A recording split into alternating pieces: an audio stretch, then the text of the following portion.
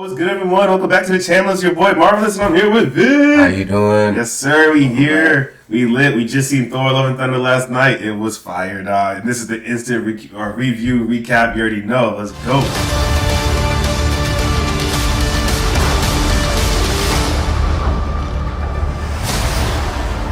Alright, so first off, we did a private screening for your birthday. It was my dog's birthday, my homie's birthday last week. We did the private VIP screening, just the gang. It was so much fun. Yeah. Did you like that? Oh, bro, I love that. That was my first time in that specific theater, Theater A. It was nice and homey, comfortable. We had heated seats, the recliners, service at your like little at your hand, like right at your seat. Wow. It was fire, bro. Yeah, it was really nice. I had a great time. I definitely believe that added to the whole viewing experience. Absolutely. It made the movie a lot better. Yeah. Absolutely. I remember like there's a part where like something crazy happened. I was like, oh, and then like I heard people like everyone was like kind of laughing because they recognized it as me, and I was like, yeah, like it's so much better when you're like in a private setting with like your friends and family. So that was good. Well done. I appreciate that. Yes, sir.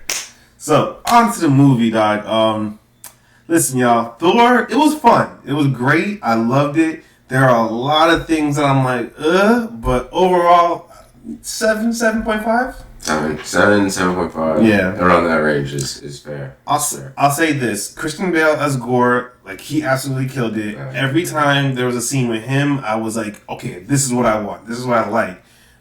Thor kind of like felt more to the laughing, jokey style. Like throughout the movie, it kind of felt. But it felt. I've seen some people say like it was too funny. I don't know if that's what I want to say. It was too funny because I feel like it was really funny and I was fine with that. Right. But I feel like it wasn't a good balance of like back and forth between like the drama, the seriousness, and then like comedy and the jokes and all that stuff. So, right. In which I've been putting a lot of thought to, mm-hmm. and this is our first time watching it, first time around. Yeah. So there's a lot to process, especially with the different dynamics that they're introducing. With not only no more damsel in distress now, it's like a hero in distress, right. And the damsel now has to come. And that's a good point. Like there's, you always when you watch a movie or anything the second time around, you always kind of pick up on things. You have maybe a different reaction to it. So definitely, when we see it again, I'll have like a better like inference of how I feel about the movie. Absolutely. But overall, I didn't mind it. I think I you know me, I like bad movies. I don't know if I'm going to consider this a bad movie, but just watching it with like my friends and family and like laughing with the jokes and kind of seeing everything transpire, it wasn't bad. It wasn't bad. Certain things like, so let's get into it, right? So certain things like when Gore gets the sword, right? I need a little bit more of that. Like, what's this cursed sword? It seems like it's a big part in the lore and whatnot, and like it kind of just came out of nowhere, like out of the shadows, literally. And it's it played the part of like cursing him and allowing him to take down the gods. But I kind of want a little bit more like background information. Like they could have used like a whole flashback reveal explanation, the origin story kind of thing. Like I need a little bit more clues like that, right? And that's just for a lot more besides the sword, like the little creatures that he was like, the shadow creatures that he was like summoning. One, I don't think they looked that good as far as like the CGI and everything. And I don't know if that was on purpose, but right. I didn't really care for that. No, I didn't care.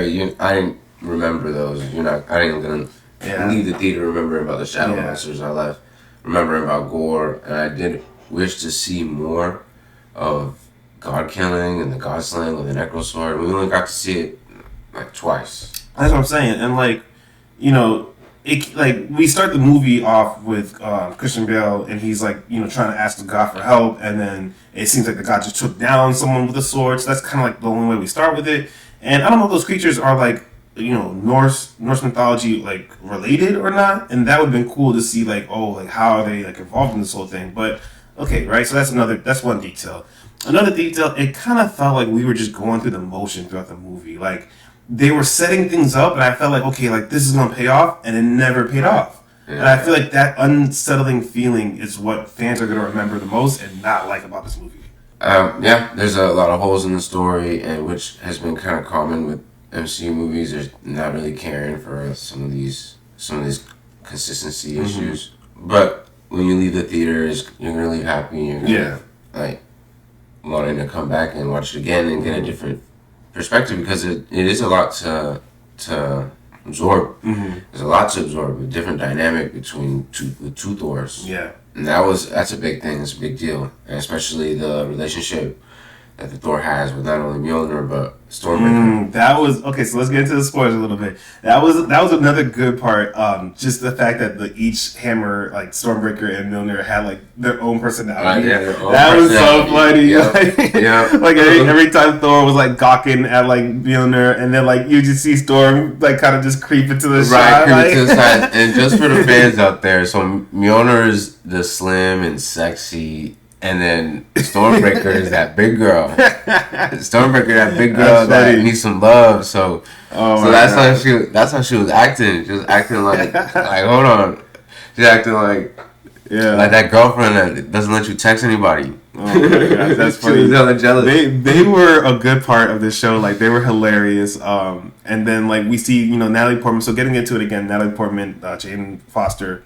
She gets diagnosed with cancer. I don't think they explained that, did they? No. I kind of wish they did, because my whole theory is, okay, from Thor Dark World, the second one, she had all that ether in her, and even the beginning, the opening shot when we see her doing the chemo, she was wearing a red and black kind of like smoky shirt that looked like the Ember. I was like, oh, they probably did that on purpose to like remind you, like, oh, some color imagery. kind of like give you the details of clues, like, why is she having chemo? Oh, well, if you remember the second one, she had all that shit. So I was like, that would be great payoff if they explained that later, like, but they never did. I don't know. Again, breakdown videos will probably tell us when she was like studying the blood cells and all that. I'm sure maybe on those images on the computer, maybe if you examine those, that'll show like the ether or whatnot. So and that all happens in the beginning of the movie. Yeah, and from 0000 to 30 minutes.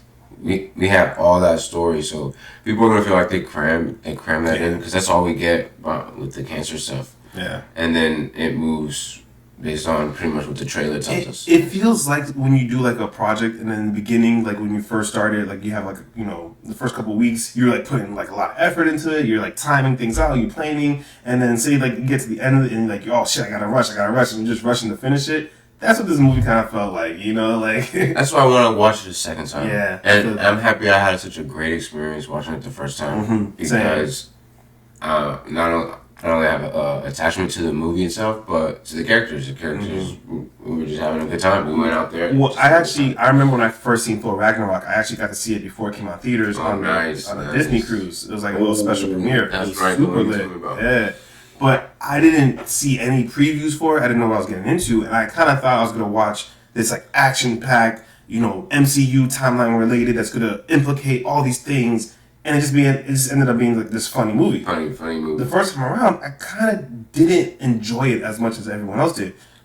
When I went back and watched Ragnarok, trust me, I laughed so hard. I thought it was amazing the second time around. But this movie was the opposite. So I came into this knowing it's going to be jokey, it's going to be laughy, it's going to hit some elements of drama, this and that. But I was just so ready to laugh that I enjoyed it so much more. So I definitely think that, like, you have your mindset on the movie is going to affect how you perceive it. So absolutely. And you definitely have to go back at least a second time to really process what happened and to appreciate the dynamic that Natalie Portman brought to the set, because she killed it. I thought she killed it. Yeah, and not only as Mighty Thor with the cool action scenes, seeing Mjolnir break apart and then come back, her summoning lightning, like she was killing it, and then action sequences, and then as well as being Jane Foster dying and coping with cancer and everything, that was also well done. But it also felt again it felt a little unfulfilling, like when she was like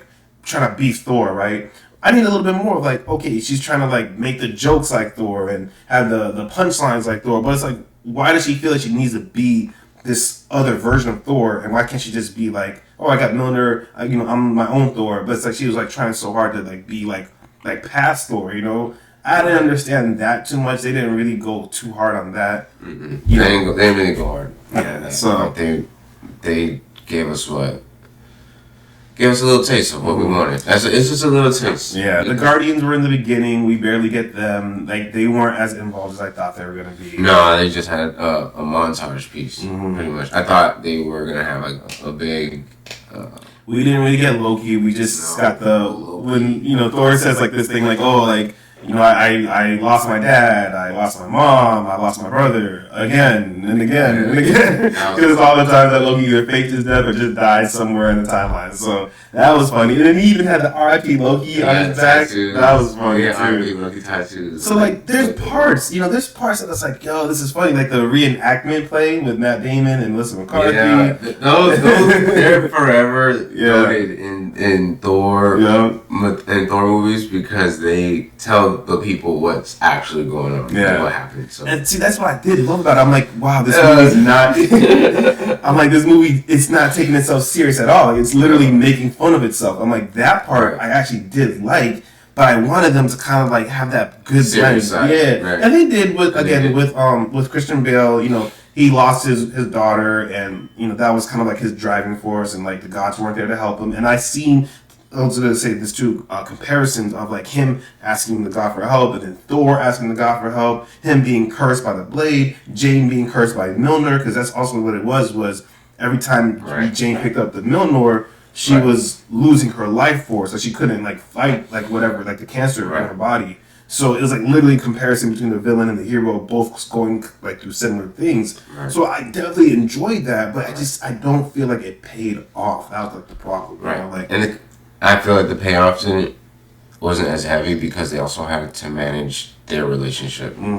The Thor and Jane Foster, which was also like so there was like that funny rom-com montage of them like at home watching movies. He's like trying to protect her during a scary movie with Mjolnir. Like they're going through the motions, they're on dates, and then it's like, oh, like we start putting our work in first, and like we start like creating like barriers between us, and they're like, you know, he's like, oh, I gotta answer my phone. Oh, it's Nick Fury. Like, you know, that part was funny. It was funny, but like that, a lot of scenes almost felt like out of place, you know. So that was like my only kind of like, not only, but that was like another issue that I had with it. I was like, I didn't really feel the MCU. Yeah, you're not in the MCU. You're just in this Thor movie. Yeah, and the love between them, like like there's certain parts where like I feel it, you know, like the kiss and everything, but for the most part, it's not like, you know, my affinity for like Wanda and Vision, you know, or like other love stories like Strange and Doctor Strange and Christine, you know, like I always did love the love and the story between Jane Foster and Thor, but this one kind of felt like, okay, like let's just like, you know, let's like kind of like fit this into the story too, and it didn't really feel like it was like, you know, Thor was supposed to be kind of like finding himself. That was the whole premise of this movie. Like he's still out there trying to figure out who he is, and then it kind of goes into this thing about, well, you know, like Star-Lord is like, well, if you're ever lost, just look at the ones you love. So it's like that was his whole thing, like trying to find himself through Jane, who he loved, but then it just kind of ended up being like, oh, I missed you, and I realized I still like you, and you know, like let's try to work on things, and then it kind of got to like, oh, we broke up because we were both scared of like really loving each other and committing and having a family, and they mentioned like having the kid and adopting the kid, which leads to the end of Thor taking in Gore. We'll get to that, but like basically Gore went to eternity. That's a whole nother thing. And he was able to bring his daughter back, and then Thor adopted her, and her name was Love, hence Love and Thunder. Yeah. So that was cool. I did like that. Yeah. But it's okay. And now looking back, you brought up Gore's Gore's kid, and then remember the kid hostages that were in the movie. Oh, they were probably the best part. Yeah, the best part. Yeah. So you gotta keep in mind Marvel's target audience. They are for kids in the summer camps in the summertime. So when the kids see this movie, little kids, they're gonna go crazy. They're gonna like it. They're gonna like it. They're gonna love that part. I felt like though, like there were certain parts that was scary. Like even as a kid watching this, like they would be scared. You know, like with Gore, and like he had like that look, like the way they designed it, like with like almost like a skull coming out the shadows. Like that was a little freaky. Yeah, that was a little scary, bro. So it's scary. I liked it. I definitely have to go back and watch it again because it's a lot to take in. And when you go for the first time, you're thinking about, you're expecting so many things, and you're just scanning through them, just seeing if you get what you expected. But when you don't, you gotta go back and you just gotta appreciate what they gave us, because it's Marvel and that's what we do. This is fun. All across the world, people are gonna go to the theaters just to enjoy this movie. however good or bad it is. It felt chaotic. It felt like a mess. I feel like this is probably the best version of the movie that they came together. I think there was like a 4-hour non-cut version of it, and probably this is just like the best they can do with like everything that they had. Going back to the kids part when Thor splits his power into them and like they all have weapons. Probably the most epic fires part of the whole movie. That was crazy. Yeah, but again, so another problem I had is we keep seeing that close up of that one, like kind of like light skinned black girl with the curly hair. She had like the rabbit toy. We see her in the beginning kind of movie, like in her bed. We see like close up on her throughout the movie. So I'm like, okay, obviously he's looking at her like this is like kind of like reminds me of his child. And I was for sure thinking like she's gonna be let's say like like don't do it and he's gonna like see his daughter kind of thing. But that never happened. The only payoff we get was when she gets the powers, and then she goes crazy with the bear, like zapping people with lightning, which is fire. It was fun. So funny. But it was one of those like misleading, like okay, like it's setting it up, and then it falls. It never really hits. Right. So that's one thing, or the main thing I'll take away is like the movie builds up, and it doesn't hit it. It's funny. It's cool action parts, Milner in action. Jane as my Thor. I mean the Valkyrie parts. Valkyrie. Fast. Everything was so fast. Fast. You have to just be there. Zeus, that whole part with Zeus and the gods, and now we're learning about the gods, and then we'll get into the end credit scene as well. Stay tuned for that. But it just felt like, like you said, like rushed, like back and forth. We're just going through the motion. They just have to. Yeah.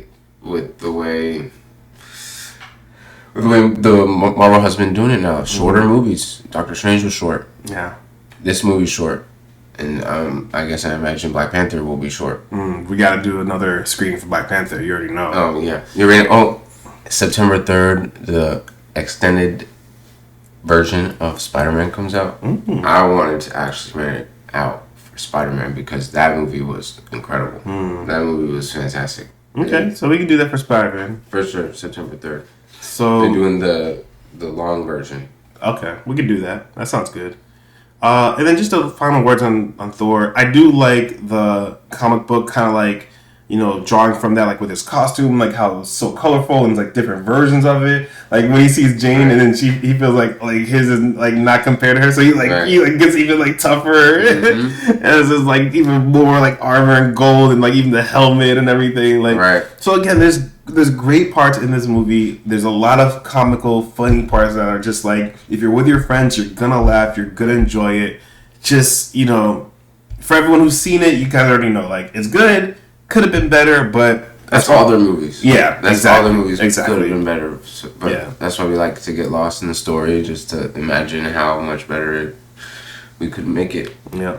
And Christian Bale, to me, he killed it. He was probably the best part of the movie, and the kids, and, like...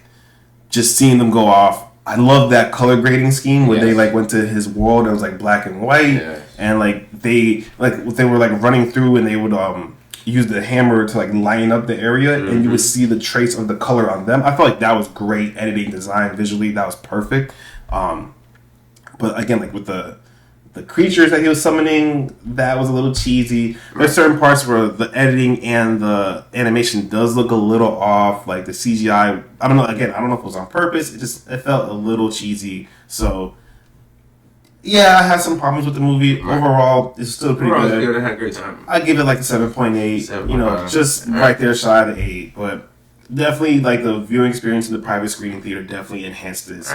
Right. And it makes me want to go back because I just want to appreciate all those scenes and the colors. It's just a movie to go and appreciate. Yeah. So that's my second one. Yeah, not bad. We loved it. It was fun. I loved it. I had a great time. Yeah. I had a good time. Hopefully, if you guys are in town, local, anywhere in the area, hit us up for the next screen. Like you said, we'll probably do the extended cut of No Way Home and then on to Black Panther. Wakanda Forever? Is that what it is? Or is it War for Wakanda? Something like that. I think it's Wakanda Forever. Wakanda Forever. Yeah, that's gonna be a banger. Hopefully it comes out on time. Yeah, I can't wait for that.